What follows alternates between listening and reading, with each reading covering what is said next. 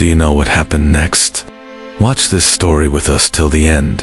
A small village surrounded by narrow alleys, where every morning began with labor and every night with exhaustion.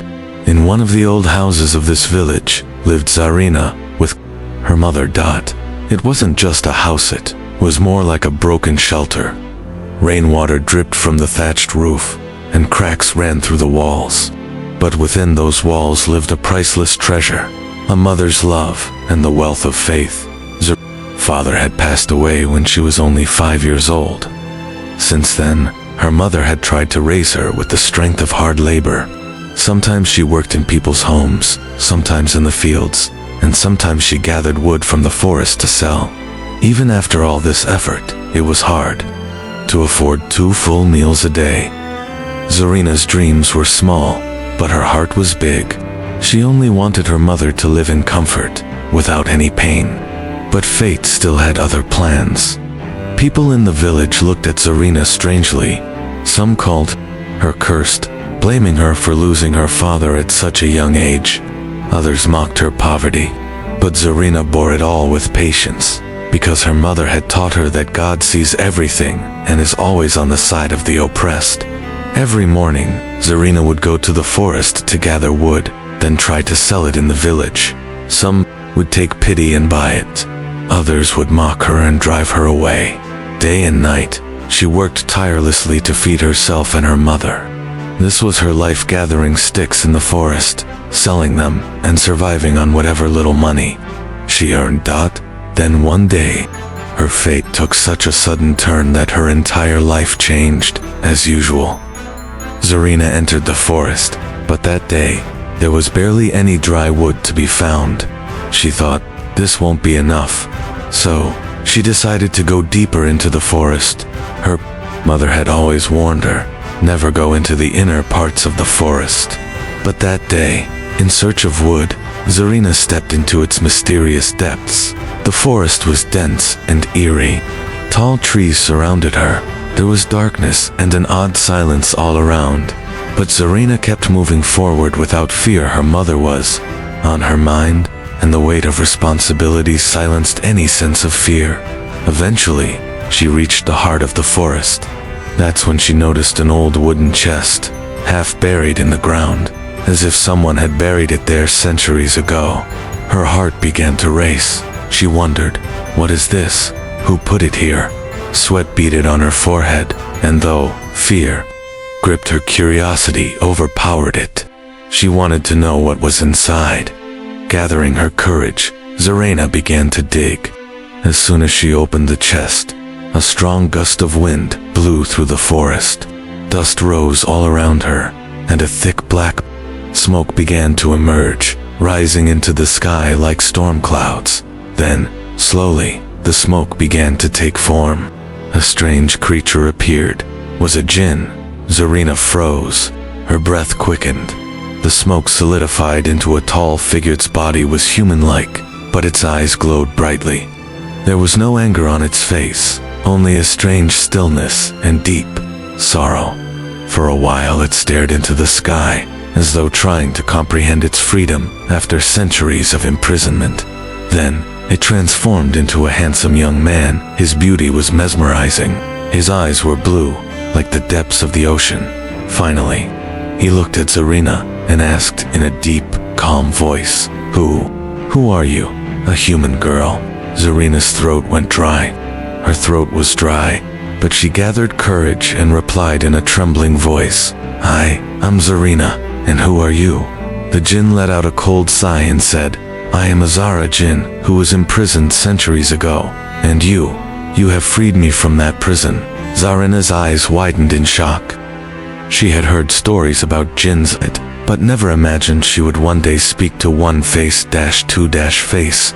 With fear still in her voice, she asked, Will you harm me? Azar gave a sad little laugh and replied, If I wanted to harm you, child, you would not still be alive.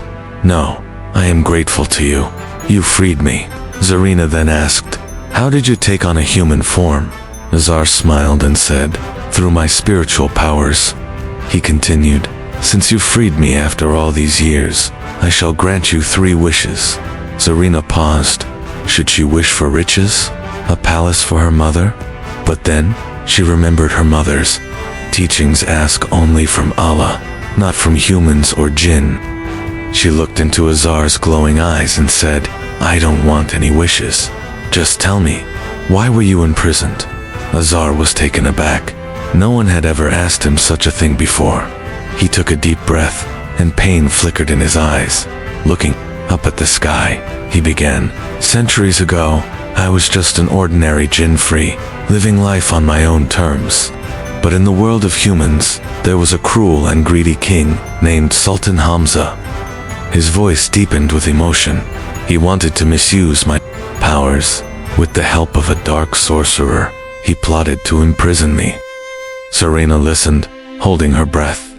He summoned me to his court and commanded, Azar, destroy my enemies. But I refused. You see, even among jinns, there is a land I could not bring myself to be part of such cruelty. Sultan Hamza did not like being refused. He had me imprisoned in this chest through deception and, not just me, he also captured my brother. My brother didn't survive. The sorcerer cast a powerful spell. I could not be freed until an innocent, human soul opened the chest. Ozar's eyes showed both anger and sorrow. He added, and today, after centuries, you've set me free. Zarina's skin crawled.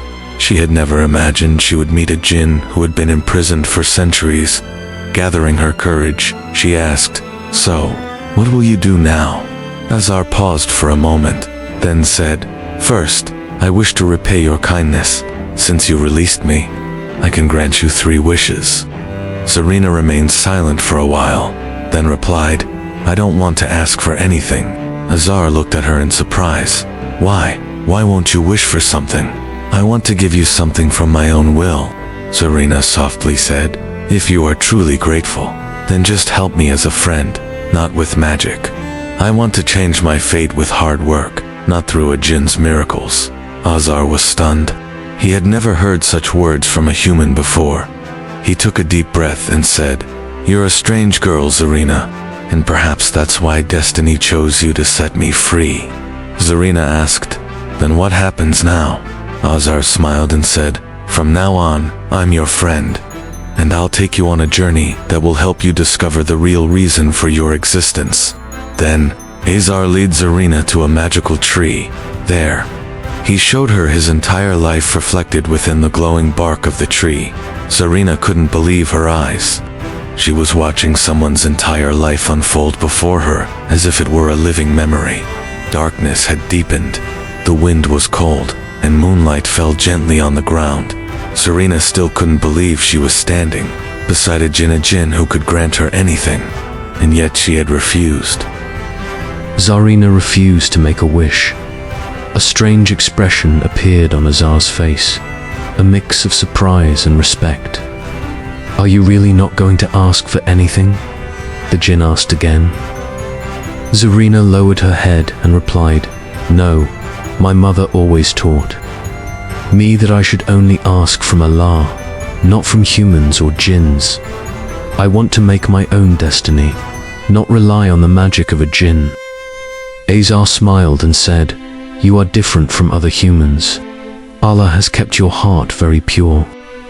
Zarina gave a slight smile and said, If you are truly grateful to me, help me, but without any magic. Azar thought for a moment, then took a deep breath and said, Okay, I will be your friend, but on one condition you must never lie to me. Zarina smiled and agreed.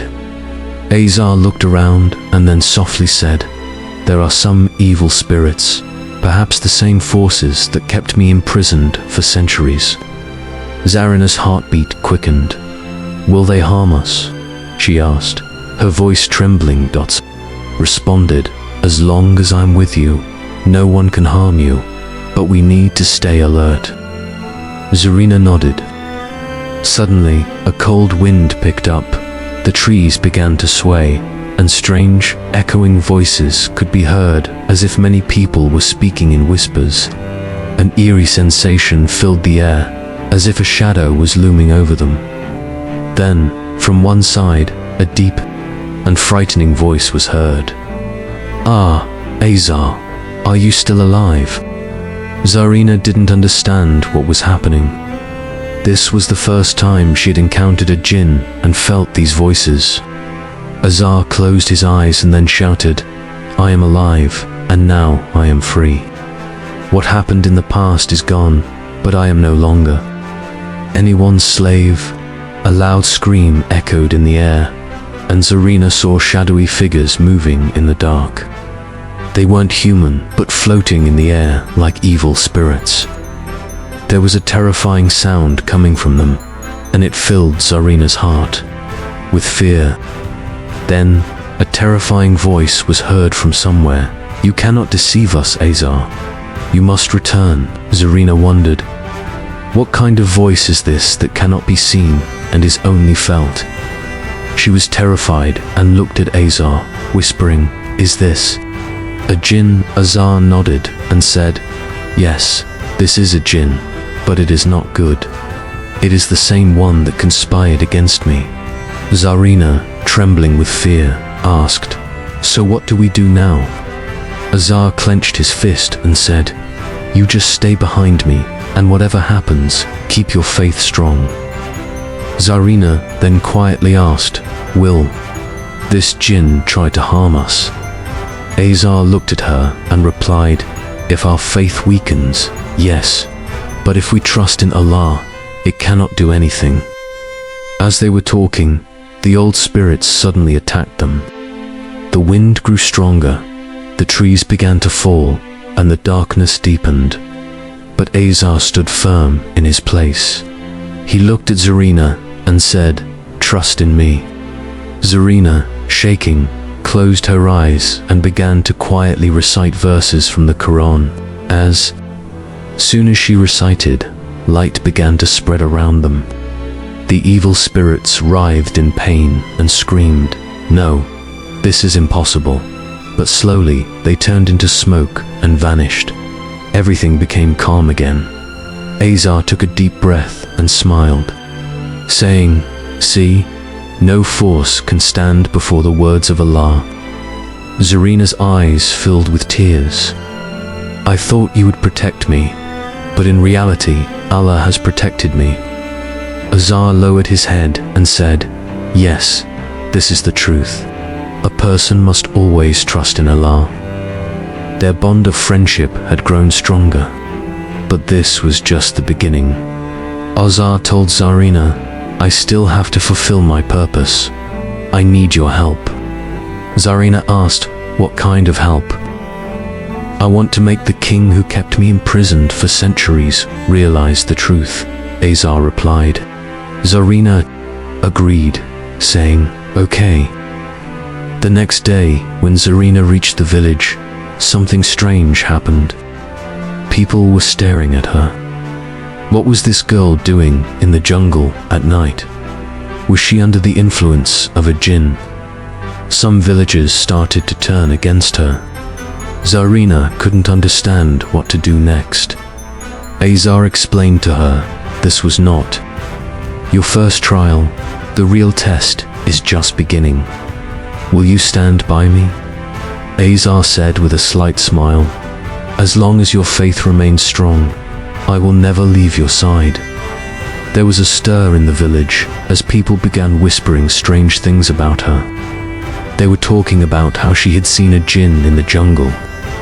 "Maybe she is under the shadow of a Jinn. We should take her to the mosque and show her to Maulvi Sahib." Zarina was anxious, wondering if people would believe her or if they would put her in trouble. Azar was with her, and only Zarina could see him. He said, "You don't need to be afraid. If you stand firm in truth, Allah will protect you." Some villagers took her to the mosque, where Maulvi Sahib was already waiting. "Tell the truth, daughter. What happened in the jungle?" Maulvi Sahib asked. Gently, Zarina couldn't lie. She said, "I saw a Jinn, but it was good. It helped me." The villagers became anxious and started whispering among themselves, saying, "Jinns are never good. We should separate her. She might become a threat to the village. Malvi Sahib calmed everyone down and asked Zarina again, "Did it ask anything from you?" "It only offered me friendship, and I made a promise that it would help me without using." "Magic," Zarina replied. Malvi Sahib took a deep breath and said, "If your faith is strong and you haven't done anything wrong, you have nothing to fear." The villagers were still confused, but they fell silent at Malvi Sahib's words. Malvi Sahib then said to Zarina, "Okay, daughter, now you may go home." Zarina returned home, but Azar's thoughts were still echoing in her mind. She kept thinking of Azar. That night, her restlessness grew. She was walking by the riverbank when suddenly Azar appeared in front of her. Zarina and Azar sat down by the river. Azar said, "Today, you showed a lot of courage." Zarina, in a soft tone, replied, "I had to speak the truth, but people still fear me. They think the shadow of a Jinn is over me, and that I am a danger to them." Azar became very sad upon hearing Zarina's words and said, "Zarina, I must leave now." Zarina was shocked. "What? Why?" Azar replied, "My mission is complete. You never asked me for anything, but you have learned everything: courage, truth, and the power of faith." Tears filled Zarina's eyes, and she said, "You are my friend. How can you leave me?" Azar smiled faintly and said, "Yes, and friendship always remains in the heart, but I must return to my world." Zarina wiped her tears and said, "I will never forget you, Azar." Azar replied, "I will never forget you either." Both had tears in their eyes. Slowly Azar turned into smoke and disappeared into the air. Zarina couldn't believe her eyes. She couldn't believe that a Jinn had helped her and now, like a dream, had disappeared. Zarina was alone now, but she was no longer the same. She had the courage, the strength to stand up for the truth. Over time, the villagers understood that there was no Jinn's shadow over Zarina. She was simply a good girl who had experienced a unique friendship. Time passed, and Zarina built a good home for her mother with her hard work. Her mother was proud of her, but sometimes, in the dark of night, when the wind blew, Zarina felt as though someone was whispering, "Zarina, I am always with you," and she would smile. Zarina's life passed beautifully, and so, dear friends, how did you like this story? Let us know in the comments. If you liked it, please subscribe